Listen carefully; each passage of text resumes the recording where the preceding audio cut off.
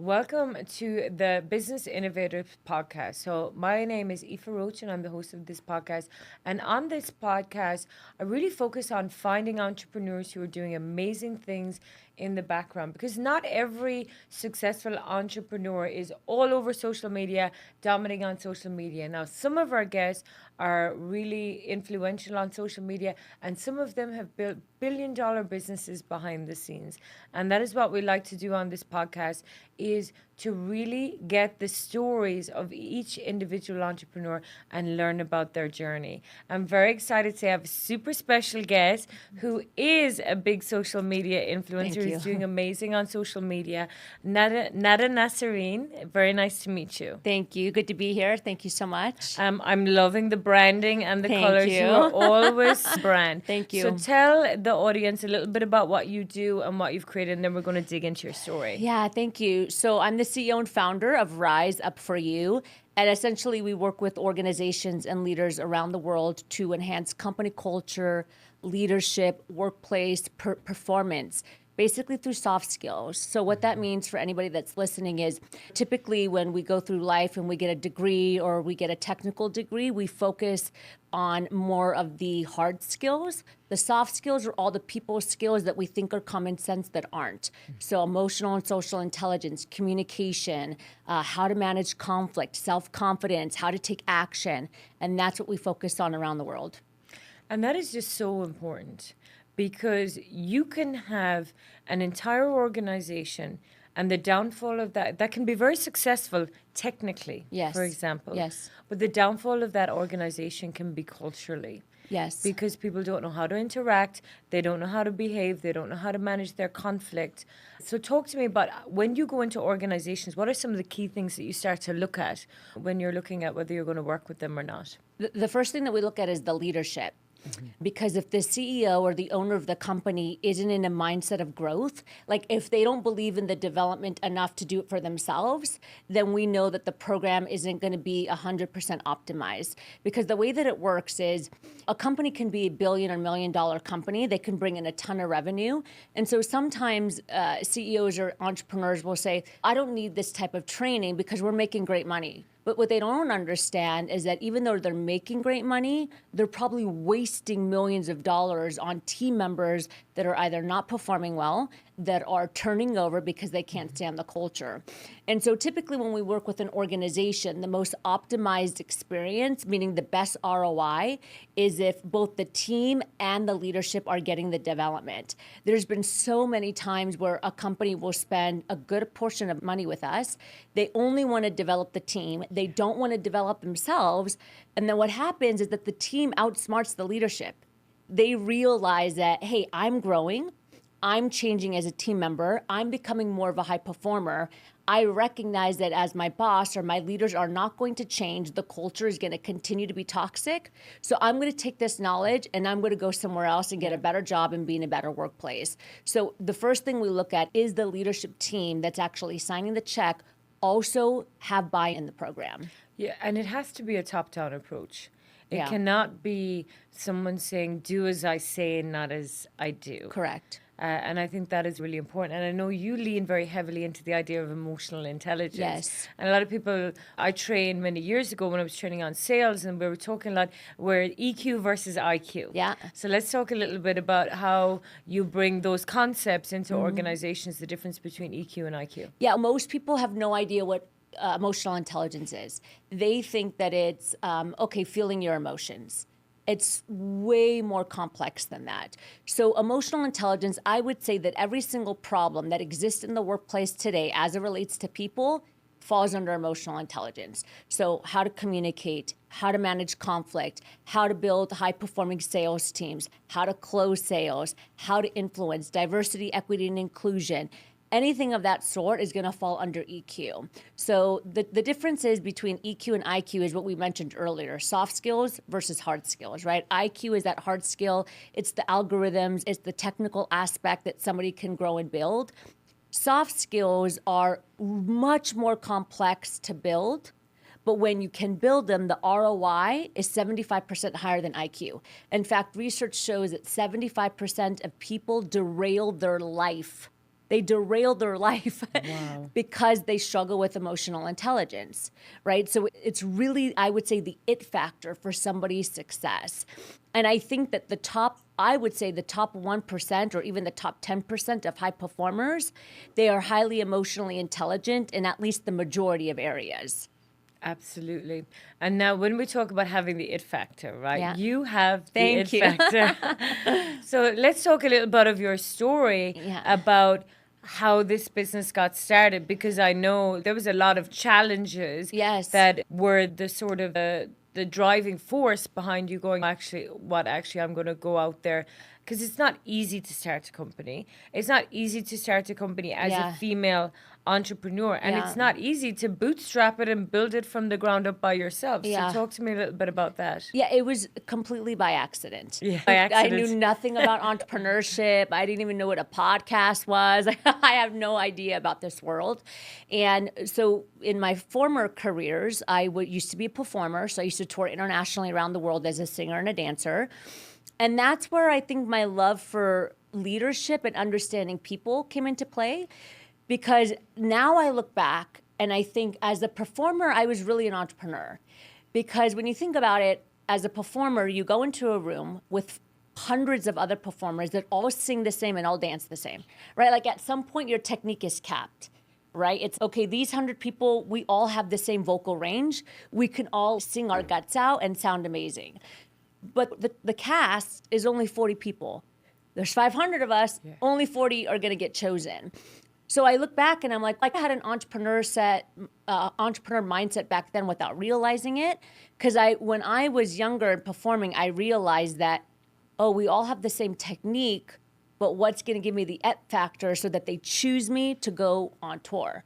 And that's when I realized that, okay, I have to build relationships and have confidence and shake the director's hand and be a team player, right? All those soft skills. And then I went on to be an executive. I was 27. I had 200 team members under me after I got done performing, and I was an executive for an education corporation. So I did my graduate work in executive leadership because I realized through performing that I liked the people aspect, right? And in the evening, I was a professor for a community college, and I taught these skills in community college. I taught freshmen and sophomore coming in how to deal with life. It's like how to manage your emotions, how to manage your time, how to have self-confidence. So I started to play in this space, but I never thought about business. I just thought, okay, I'll be an executive and teach young adults. And then after about 5 years, I went through like the worst time in my life. I decided to resign from the company and move out of the country to get married. So I sold all of my stuff. I replaced my job and I brought somebody in to take over my job, moved out of the country. And on the first day of my honeymoon, my husband said he wanted a divorce. Wow. So within 4 weeks, I lost everything. Everything. I went from a 6-figure executive to luxury cars, house on the lake, to $100 and to luggage. So I got back on an airplane, and on the airplane, I was bawling. I was crying because I was in shock. Like I thought I was being joked. I was like, this has to be a joke.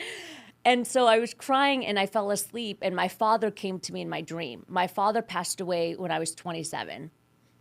So he hasn't seen this version of Nada, right? Mm-hmm. And he came to me in my dream and he said, everything you need is already inside of you. You just have to rise up for you. And that phrase, rise up for you, stuck in my mind. So when I got back to California, I just kept thinking about rise up for you, rise up for you. And I said, okay, I'm at the complete bottom. I thought it was the bottom at the time. And where do I go from here? Maybe I should just do my own thing. I don't know anything about business, but maybe I just try to figure it out and learn. And so I just started building Rise Up For You when I came back to California. I didn't have any money. I had no knowledge on what I was doing. And I started learning. And the first thing I did was put out a podcast. I was like, okay, you know what? I'm good at education and I'm good with talking, right? I know how to be on stage. I performed for a long time and education is my thing. So I think a podcast that I didn't monetize it, but I was like, just to start the brand, right? Like just to get Rise Up For You out there, I started with the podcast. And then 3 months later, my second parent, my mother, was diagnosed with stage 4 cancer out of nowhere. Wow. Like we've never had cancer in our family. It just came out of nowhere. The first year of building Rise Up For You, I built it out of a hospital. I took showers at the fitness center across the street. I would come back to the hospital. I would open up a laptop. How do you build a business? What do people need in the world? What's coaching? What's training? Who's Tony Robbins? I had no idea. 9 months later, my second parent passed away. So I just turned 32, going through a massive divorce, lost everything, and both of my parents, the two most important people in my life, had passed away. And that's really how the company started. But it was a combination of, again, being on accident and then this burning like freaking fire in me that I was like, there's no way to go but up and to succeed. And I didn't let myself have any options. And I think that, and we talked about this yesterday, we were talking about Think and Grow Rich, and one of the lines in there, in every adversity is the seed of an equivalent opportunity. Yes. Should you choose to see it. Yes. And I think that is the key point. So when you were going through so much turmoil and turbulence and emotional pain, Yep. what tools, strategies did you have?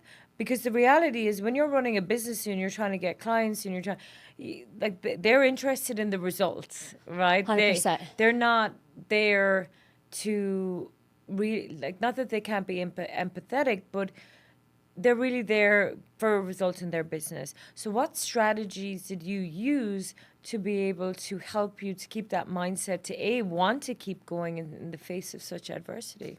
Yeah, I would say, okay, there's a couple things that I did. The first thing is I doubled down on my self-confidence. Like, I knew that at the end of the day, I was going to be okay because I had like an unshakable belief in myself. Nice. I didn't have any knowledge about business, but I had an unstoppable, unshakable belief and self-confidence. And so I knew that I can learn, right? I believed in my ability to figure it out. I believed in my ability to ask questions. I believed in my ability to do research. So that's the first thing, is that I looked at myself and I said, what am I good at? What do I have? And I knew that confidence was something, because of my parents and my brothers and my family, that I knew that I had that in my gut, like in who I was, and I used that to build. The second thing that I did is I asked people, like an assessment basically, what am I good at? What do you think I'm good at? But the first thing that I did was write my own perception down.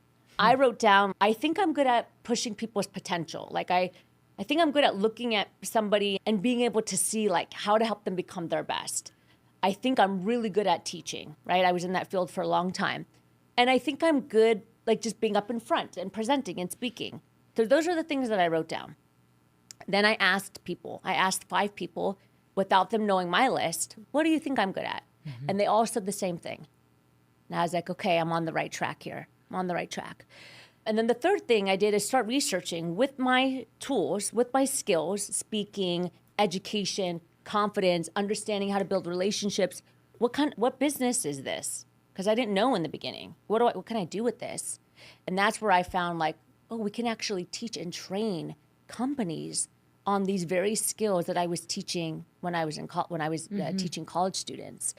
And so then I researched the top companies to see how they were doing it, what were the methods of them doing it, and can I do it better?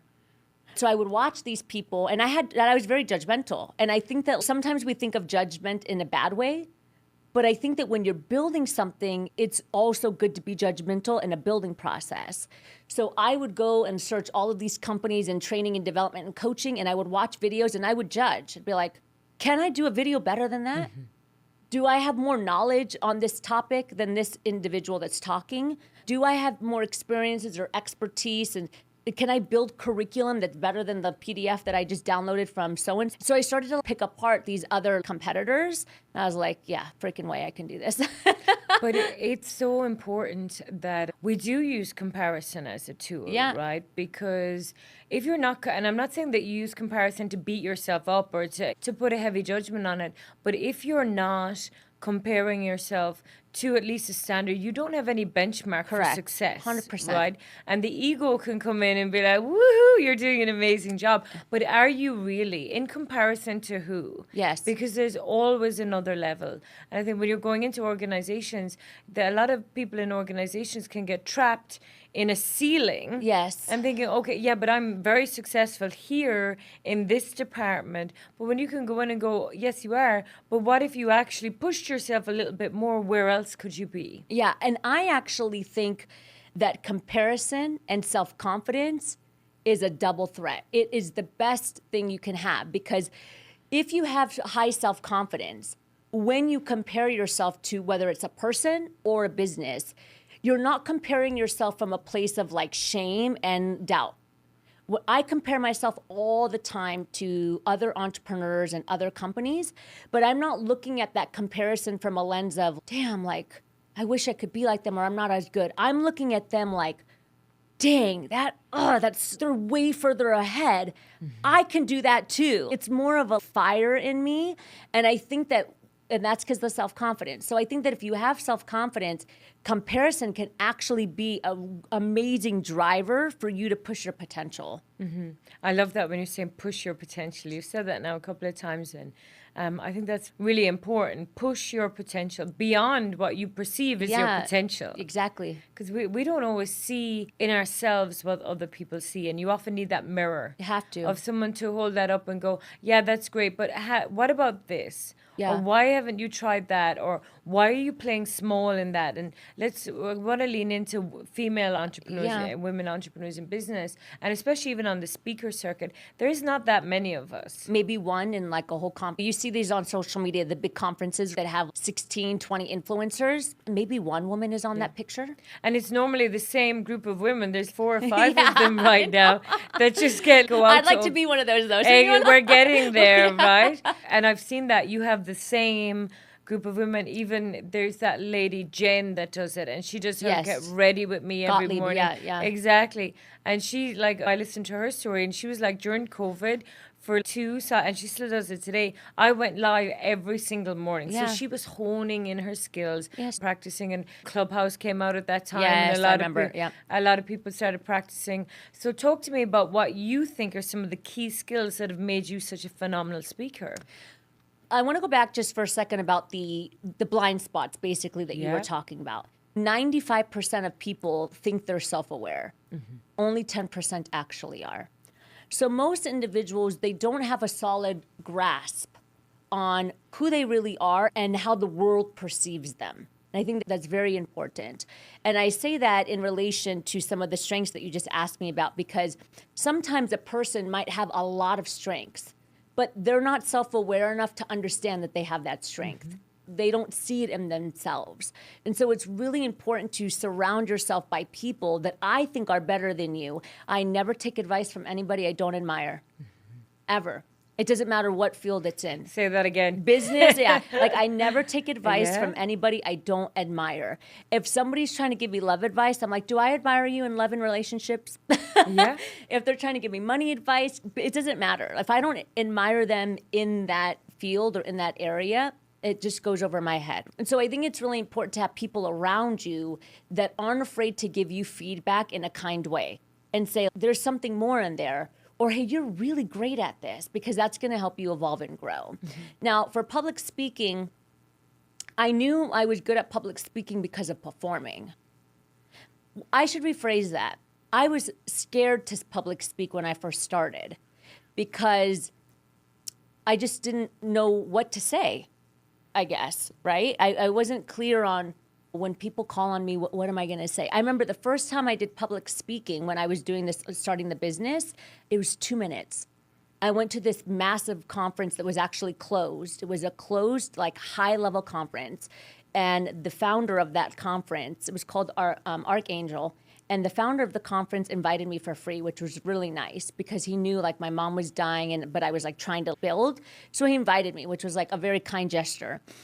And I remember on the first day, it was a room full of $1 million entrepreneurs and higher that had all been on stage speaking. People like Hal Elrod that wrote the Morning Miracle book. Mm-hmm. It was like those kind of people. And I'm like just got back from Canada and I don't have a business and I'm like have $100 to my name. So definitely. And I remember him saying, we have keynote speakers here, but we want to give all of you an opportunity to speak. You have 2 minutes. On the third day, you have 2 minutes. So it's day one and I'm like, okay, hell or high water, I'm going to get up on that stage, but I was really scared. Okay. So for 2 nights, I'm in my bed like, I have 2 minutes. What am I going to say? And I'm like freaking out. And then I realized, okay, I just had an epiphany in bed. And I said, what calms me? What can I do in front of thousands of people and I don't even think twice about it? I'm sing. When I sing, I can sing in front of hundreds of thousands of people and I don't even sweat. Like I'm just like, whatever. Because I honed my craft for so long. You know what I mean? So I was like, you know what? When I go speak tomorrow for 2 minutes, I'm going to start by singing because it'll ground me and it'll get me comfortable. And that's what I started to do. And so once I did that and I got off stage and all like most of the people in the room were like, that was freaking amazing. And I only had 2 minutes. I was like, okay, I got this. Because I honed my craft as a performer. When my performance castmates, after rehearsal, they would go drink and do drugs. Yeah. And I would go into the practice room for hours and I would look in the mirror and I would change my pose and I would like practice holding the microphone. And I would learn every single song in the show just in case somebody like got sick and they needed a fill in. I'm like, got you, I can do it. And I would stand in. So for almost 10 years, I was one of the #1 performers in the touring company. Wow. And so when it came to speaking, once I did it once, I was like, I got this because I know how to stand on stage and work a room and use my emotional intelligence to read the room. And I think that's really important. And then the next step for me was just understanding, how do I craft a talk? Yeah. And I think that one thing that you've done there, and it was probably unconscious at the time, but you would have violated people's expectations and penetrated their emotional brain because they were expecting everyone there to go up there and to talk. And then by going up there and singing, you make yourself instantly memorable. Yes. So it wasn't about the 2 minutes of what you said in the 2 minutes. Correct. It was like, I want everyone in this room to remember me and then they can approach me after the talk, which is very clever. Yes. With them not even realizing that it was more of a stress mechanism. I was like, I'm going to sing because it's going to calm me down. That was the main point of it. And do you sing now?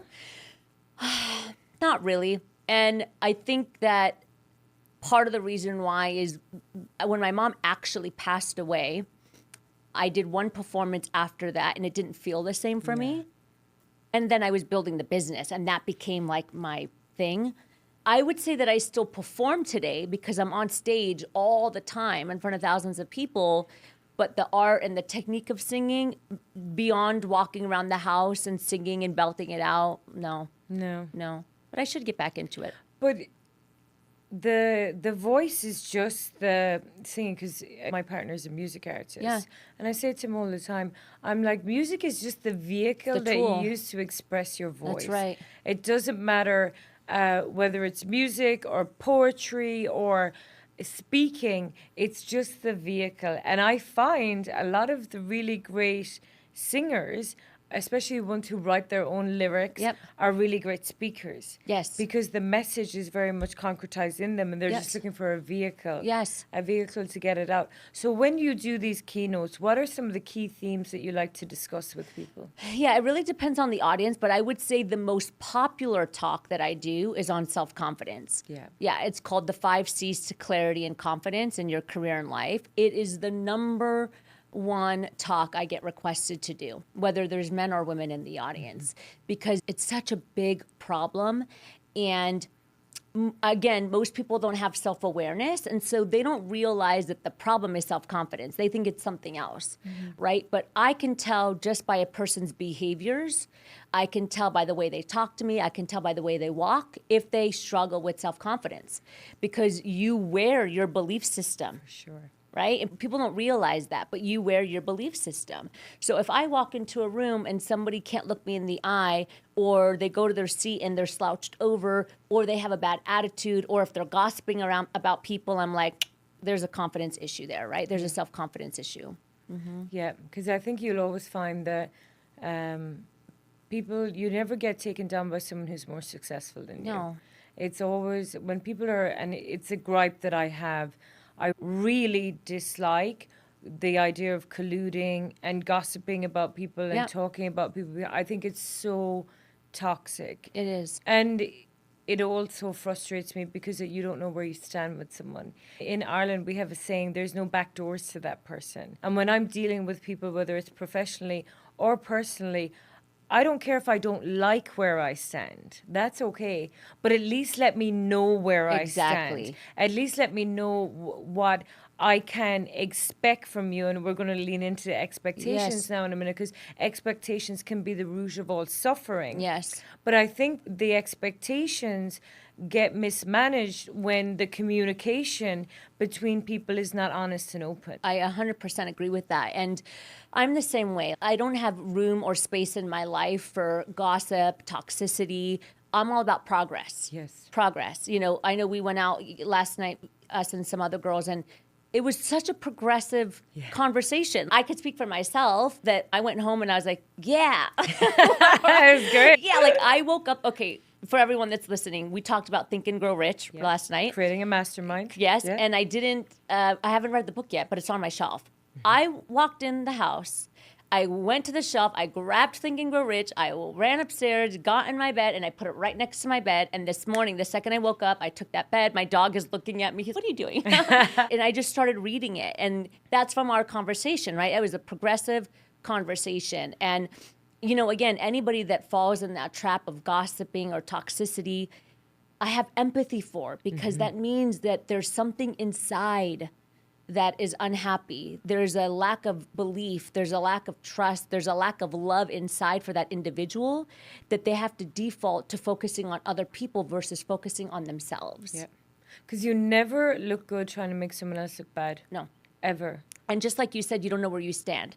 So if I'm in that kind of company, I'm like, you're probably going to talk about me when I don't see you. Yeah, people will be talking to me about, and I'm sitting there and I'm just like, I know if you talk to me about them, you talk to them about me. Yes. And I get it's human nature that we want to collude and we refer stories, and that there's a human element to it. But there's a big difference between discussing something to incite a response Correct. from somebody else, rather than just going, oh, I saw this, what did you think of this? Or Correct. trying to get some, like a feedback loop. That's right, exactly, the feedback. Because you're right, there's moments where I have a personal counsel. I call them my personal board of directors.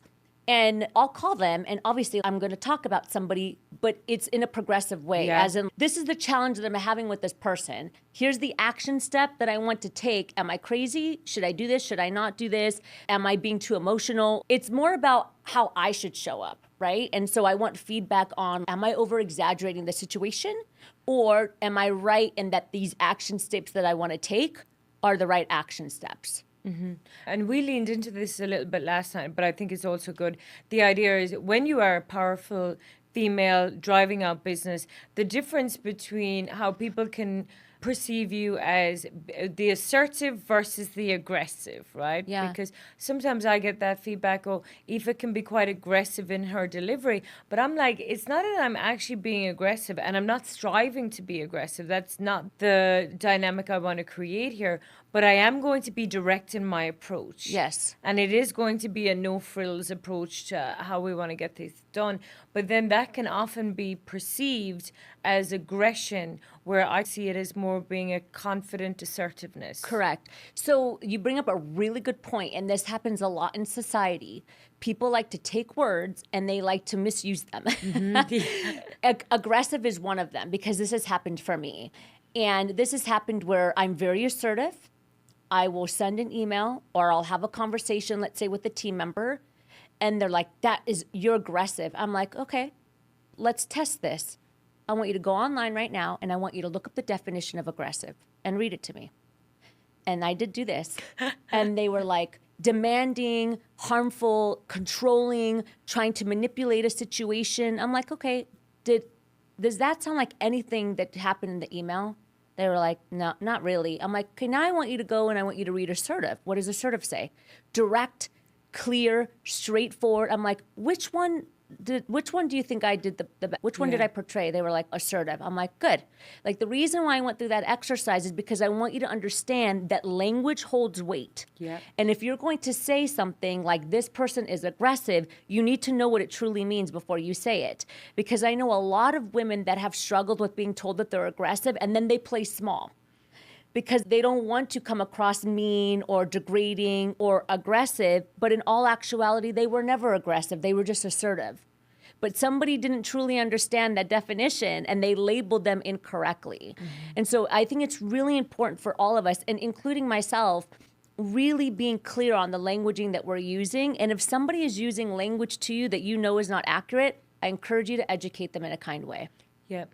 And then it's coming down to the other when we talk about being addressed as the alpha female. Yeah. And in some ways, it's like you can say, okay, I hear it all the time. Yeah, but you're an alpha female. But the bottom line is, right, none of us as females wake up in the morning and be like, I want to go out there in my masculine energy all day to drive stuff forward.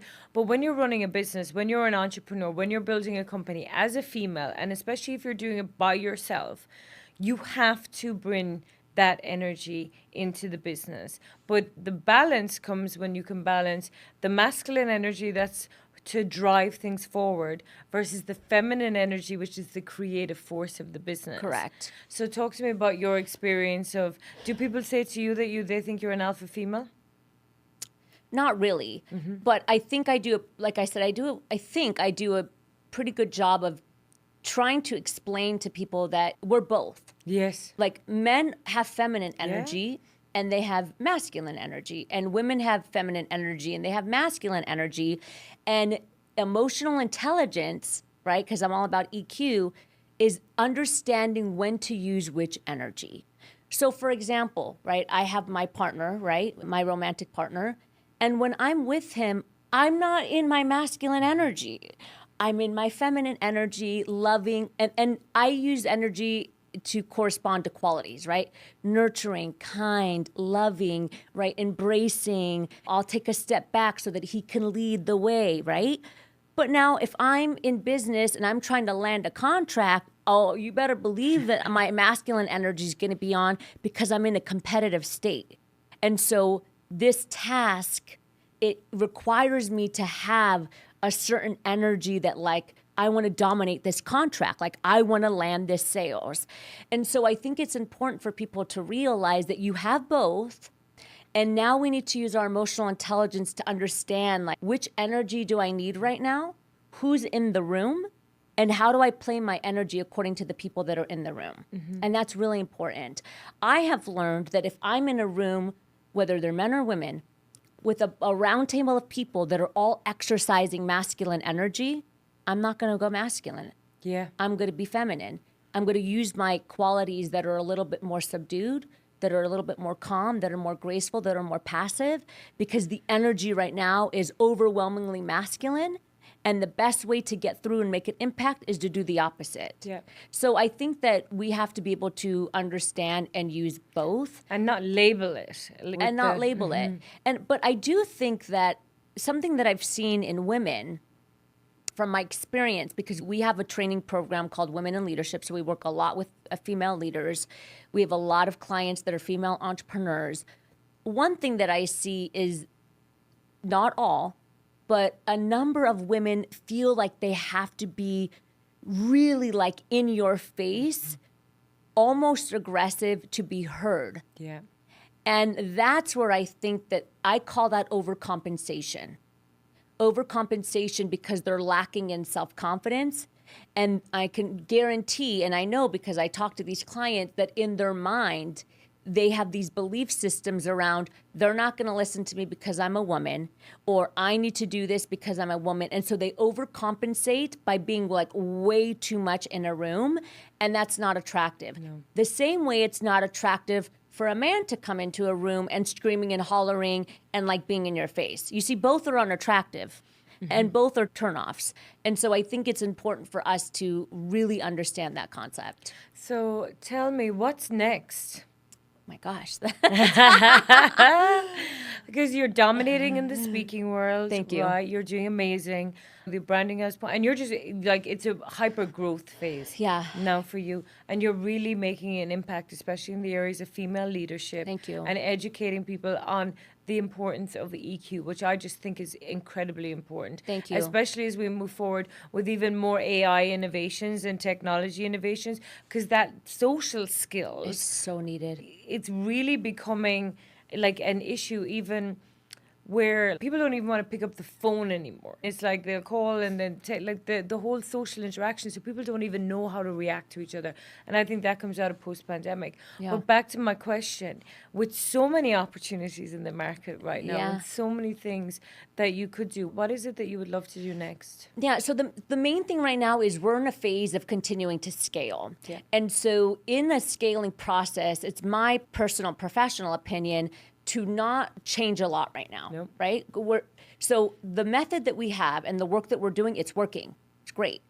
Now I want to do more of that work before I start like adding a new product or a new service or pivoting and all of that. What I will tell you though that's new, that's coming, right, that I'm actively working on is like an individual franchise, which is a certification. It's called the Rise Power Up Method. And so we've actually trademarked and blueprinted, and it's coming out in the new year, an actual soft skills blueprint that no one has done before. So we've created a method of particular soft skills that research shows are the most optimal for an individual and a company's performance. And we've created an entire method and blueprint out of it. And so what we're doing now is we're allowing people from around the world to get certified in that method as a coach and trainer, and then to have an individual franchise as Rise It For You. So they can be individual Rise It For You coaches around the world with their certification. They can use the Rise It For You blueprint. They can use the content. They can use the portal and the PowerPoints that we have under Rise It For You when they go through the extensive training. Fantastic. Yeah. And I see a big market for that. I do too, yeah. Because there are so many fantastic women entrepreneurs out there Yes. who may feel, I don't have a good enough idea to do it by myself. I would love to be a leader and a game changer. Yes. And one of these people. So that, and then the fact that you can take that international. Yeah. There's a ton of people that love coaching and they love training, right? They're like, oh, I want to be a coach. I want to be a trainer. But with that comes like content. And that's very overwhelming for people, right? It's, okay, I want to be a coach, but do I need to build my own PowerPoints now? And I have to have my own content to use with my client? That's a lot. And so this is a great way for people to come in, get certified with us in a credible and legitimate way, because it is intense. But then when they pass and they get through it, now they don't have to build all of this stuff. All they have to do is hustle and get clients. Yeah. You go get your clients, and here's the structure for you to use. Amazing. Well, Nada, thank you so much for being here today. I've really you. enjoyed our conversation, and I know we're going to do More. lots of We'll do amazing more. things together. We'll get more stages and more event. So I'm going to thank everyone for tuning into the podcast. Please do me a favor, and if you liked what we talked about on the podcast, drop us a review, give us a comment on social media, connect with us. We would love to connect with you and help everyone to grow and scale their businesses.